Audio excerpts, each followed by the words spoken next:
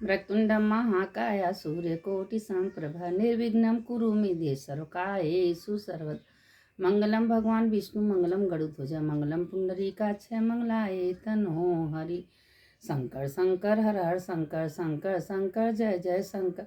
मंगल भवन मंगलहारी उमा जपते ही त्रिपुरारी। देखिए महादेव जी का कथा और चैत्र का नवरात्र का कथा सब चल रहा है और जो माता रानी ने करवा दे रही हैं, भोलेनाथ करवा दे रहे हैं, हम कर रहे हैं। आप लोग उसको बस सुन लीजिएगा। सुनने का इतना बड़ा महत्व है। आज चंद्र घंटा है लेकिन कथा सबका सुनना चाहिए। चंद्र घंटा के दिन मंदिर जाना चाहिए, घंट बजाना चाहिए।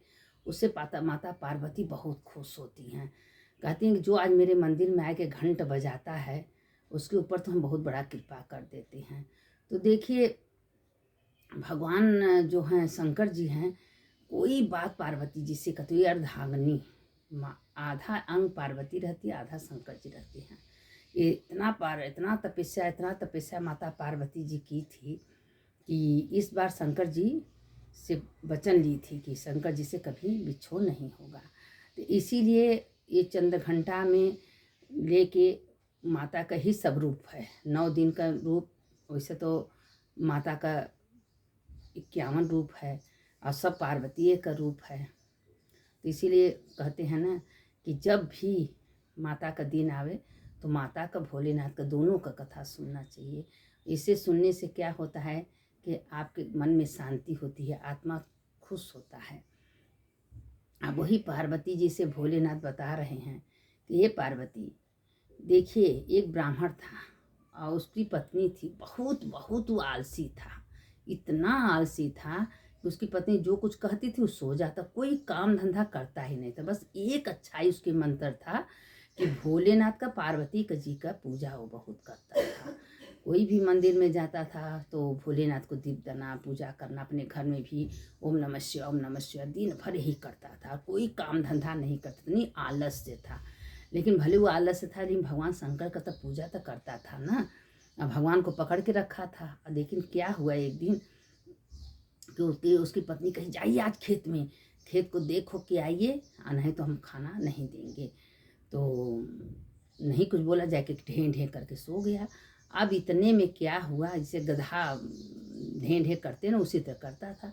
तो पार्वती जी कहनी कि भोलेनाथ आखिर ऐसा ही क्यों है, पूजा तो आपको करता है लेकिन ये इतनी आलस्यपना भी अच्छा नहीं है कि कितना ये आलस्य करेगा। तो बताइए कि घर में खाना पीना सुख शांति इसके घर में कैसे आएगा, क्योंकि ये भी तो करना जरूरी है। काहे से बिना मेहनत से तो कुछ होगा नहीं। तो पार्वती जी कहनी कि देखो, भोलेनाथ कहना देखो पार्वती, ये अगले जन्म में बहुत बड़ा गधा था और गधा होते हुए आलस इसके अंदर था। यह अपने मालिक को छोड़ के एक मंदिर में जाओ, मंदिर में कौने मंदिर में गया, कौने महीना में, सावन के महीना में। अब सावन के महीना में पार्वती, मेरा लोग महीना भर तो याद करते हैं, घड़ियाल घंट बजाते हैं, अभिषेक करते हैं, पूजा करते हैं, मंत्र जप चलता है और साधु महात्मा संत उसमें आती हैं। तो क्या हुआ कि ये इसके काने में सब आवाज़ जाती थी, सारे मंत्र इसके कान में जाती थी। वो किनारे जाके में अपन मंदिर के किनारे सो गया था, लेकिन 24 घंटा वो मंदिर में रहता था और पड़ा रहता था आलस के मारे। इसको भूख प्यास भी नहीं लगती, खाता पीता भी कुछ नहीं था, खाली मंदिर में पड़ा रहता था क्योंकि इसके अंदर ठूस ठूस के आलस पड़ी थी। लेकिन अंतिम में क्या हुआ कि कुछ न खाने पीने से सावन के महीना में इसका मृत्यु हो गया।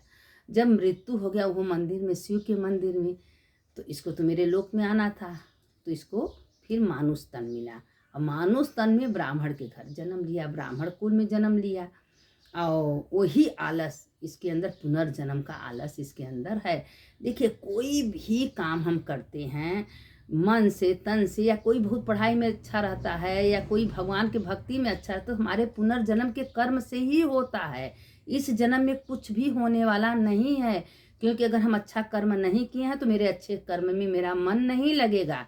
हम कितनों आपको ज्ञान देंगे, शिक्षा देंगे, समझाएंगे, आप कभी अच्छे कर्म कर ही नहीं सकती, क्योंकि पुनर्जन्म में आप अच्छा कर्म करके नहीं आई हैं।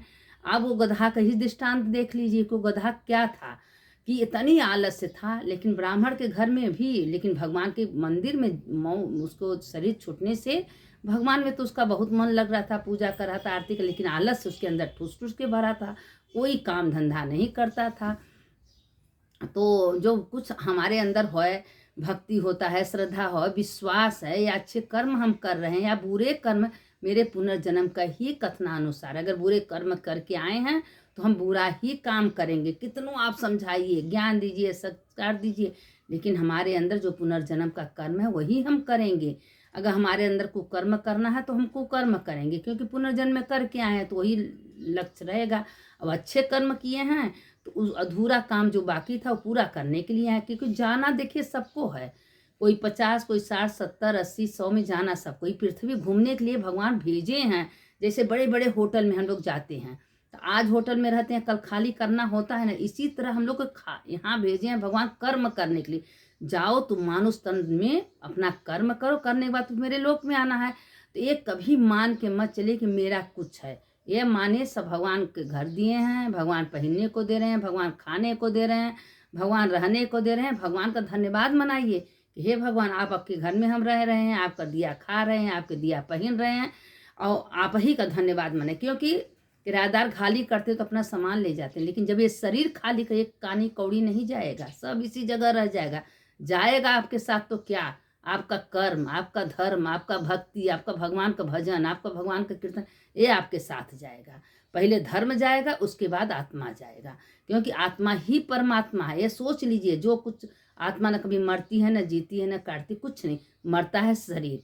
ये शरीर में आत्मा है तो कर्म करने के लिए भगवान भेजे, क्योंकि शरीर इसी जगह रह जाएगा, आत्मा ही भगवान के लोक में जाएगा। तो ये कर्म करने के लिए भगवान हम लोग को भेजे हैं।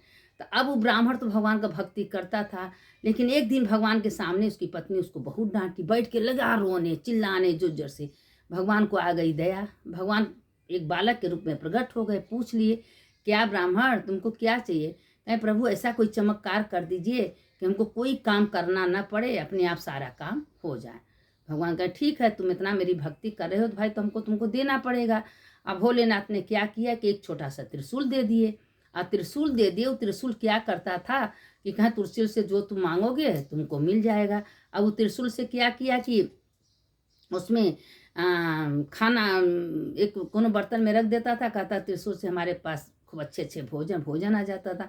कोई काम बाकी था त्रिशूल से त्रिशूल हो जाता था करते। लेकिन भगवान ये भी बताए थे कि अगर तुम ये राज्य किसी से बताओगे उसी समय तुम्हारा सब कुछ नष्ट हो जाएगा।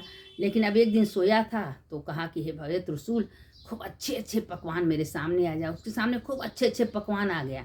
अब इतनी आलस्यदार था कि वो त्रिशूल से कहा कि काश ये त्रिशूल ये पकवान मेरे मुंह में डालते जाओ, हम खाते जाए। वो सोया है और उसके इतना खा लिया, ढेर उसकी पत्नी खाना बनाई तो कह रही थी चलो भोजन का, उसका तो पेट चौचक भरा है, वो खाना कहाँ से खाएगा, क्योंकि तो भोलेनाथ की कृपा त्रिशूल है।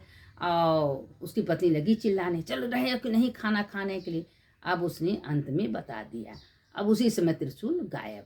फिर उसी तरह आगे आलस में, क्योंकि अब लगा रोने, तुम्हारे वजह से हम इतने अच्छे से खाना खा रहे थे, पहले मेरा काम हो रहा, तुम्हारे वजह से सब, क्योंकि भगवान हमसे कहे थे किसी से बताना मत, तुम हमसे पूछ ली, बता दिए, मेरा त्रिशूल गायब हो गया।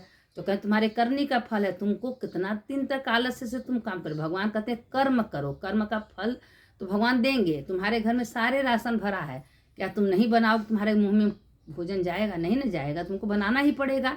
चावल है, दाल, आटा, पिसान सब कुछ भरा है, लेकिन उसको बनाना पड़ेगा ना, तभी तो भोजन मिलेगा। और कहो कि खाना हमारे घर में राशन भरा है, मुँह में चल जाए तो मुँह में नहीं जाएगा ना। तो इसीलिए कर्म तो करना पड़ेगा, बिना कर्म से कुछ होने वाला नहीं है। इसीलिए भगवान कहते हैं, देखिए गीता में भी कहते हैं कर्म ही प्रधान है। देखिए अर्जुन को भी यही समझा, अर्जुन तुम अपना कर्म करो लेकिन फल की इच्छा मत करो। फल तो हमारे पास है ही है, हम तुमको फल देंगे, क्योंकि जो अच्छा कर्म करता है उसका फल व्यर्थ जाने वाला नहीं है। आज न तो कल उसका फल मिलेगा। लेकिन हाँ, भगवान दुनिया में अगर भेजे हैं तो अच्छा ही कर्म करने के लिए भेजे हैं। बुरा कर्म कर, मन से तन से शरीर का तो रखिए, मन भगवान को दे दीजिए। मन से हमेशा भगवान का भजन कीर्तन सत्संग पूजा पाठ करते रहिए और भगवान का धन्यवाद मनाते रहिए। हे भोलेनाथ, आपकी कृपा से एक काम हुआ, हे भोलेनाथ। अब देखिए भगवान का धन्यवाद मनाएंगी, भगवान आपका कैसे कैसे किस रूप में सारा काम करा देंगे आपको पता भी नहीं चलेगा। इसीलिए भगवान कहते हैं, हे पार्वती, हम कोई काम अगर करते हैं तो सब भगवान की इच्छा से ही होता है। तो पार्वती जी से भोलेनाथ बता रहे थे कि हे पार्वती, तुम्हारा नाम इसलिए क्यों पड़ा, तुम 9 दिन का, तुम्हारे 9 रूपों का वर्ण तुम हमारे ही शरीर से प्रकट हुई हो, मेरी अर्धांगिनी तुम हो, तो इसीलिए 9 दिन का माता जी का नाम पड़ा है। अब भगवान का भजन से कीर्तन से क्या होता है, तुम्हारे पाप दिन भर नष्ट हो जाते हैं। तुम मन से ही भगवान का भजन कीर्तन सत्संग अगर कर रही हो तो व्यर्थ जाने वाला नहीं है। अगर अधूरा रह गया तो उसके लिए भी जन्म लेना पड़ेगा, क्योंकि अधूरा काम भगवान के भेजना ही पड़ेगा। भगवान कहीं जाओ तुम अधूरा काम उसको पूरा करके आओ, तो इसीलिए अधूरा काम नहीं छोड़ना है, इसी शरीर में रह के अपना पूरा काम करके तब भगवान के पास जाना है। भगवान कहते हैं जो पूरा काम करके आता है फिर उसका आवागमन से छुट्टी मिल जाता है, और जिसका काम अधूरा रहता है उसको फिर जन्म लेना, फिर मरना, फिर जन्म, कोई मालूम है हम मानुष तन पाएंगे, पता ना कौन जोनी में जाना पड़े। तो इसीलिए भगवान का भजन कीर्तन करिए, आलस छोड़ दीजिए। और देखिए इतना दुनिया में है तो विचार कर लीजिए कि जो जैसा रहता है उसके पुनर्जन्म के कर्म के अनुसार भगवान उसको बना के भेजते हैं। अगर वो अच्छा रहेगा तो अच्छा कर्म करेगा, बुरा रहेगा तो बुरा कर्म करेगा। तो इसीलिए अच्छा ही कर्म करना चाहिए, बुरा कर्म नहीं करना चाहिए। सबका भला करिए, भला सोचिए और मन से अच्छे काम करिए, कभी किसी के बारे में बुरा मत सोचिए। शंकर शंकर हर हर शंकर शंकर शंकर जय जय शंकर, मंगल भवन मंगल हारी उमा जपत। इतना छोटा छोटा भेजते हैं, उसके बाद लोग नहीं सुनते हैं। हम तो सोचते हैं इतने सुन ले, कुछ तो ज्ञान होगा, कुछ तो संस्कार होगा, अच्छा कर्म होगा। अरे सुनने से बिना सत्संग विवेक न होई, राम कृपा बिना सुलभ न होई। एक घड़ी आधे घड़ी आधे में पुनियात, एक घड़ी सत्संग बहुत बड़ा महत्व रखता है। और देखिए एक भगवान कहते हैं एक पुष्प अगर हमको प्रेम से श्रद्धा से कोई अर्पण कर देता है तो हम उसका स्वीकार कर लेते हैं। इसलिए भगवान कहते हैं पत्रम पुष्पम फलम तुयम ये भक्त्या समर्पयामि। पत्र पुष्प फल तुम्हारे अंदर है, तुम इस शरीर को भगवान को अर्पण कर दो ना, और भगवान इस जीवन का भार संभालेंगे। तुम्हारे अंदर क्या दुख है क्या सुख है सब वो देखेंगे। मन से भगवान को दे दो कि हे भगवान ये शरीर आपने भेजे हैं, इसका पालन आपको करना है, कैसे रहना कैसे नहीं रहना। एक बार भगवान को सौंप को तो देखिए, लोग कहते हम यहाँ गए, हम किए, अरे हम हटा दो ना। अहंकार है तो बुरी चीज़ है, भगवान को जहाँ अहंकार रहता है वहाँ मैं नहीं रहती हैं, तो मैं को हटाना है और अहंकार को अब भगवान को सौंप दीजिए। शंकर शंकर हर हर शंकर शंकर शंकर जय जय शंकर, मंगल भवन मंगल हारी उमा जपत हित पर। हर हर महादेव, घर घर महादेव। सुनने वाले की जय, सुनाने वाले की जय।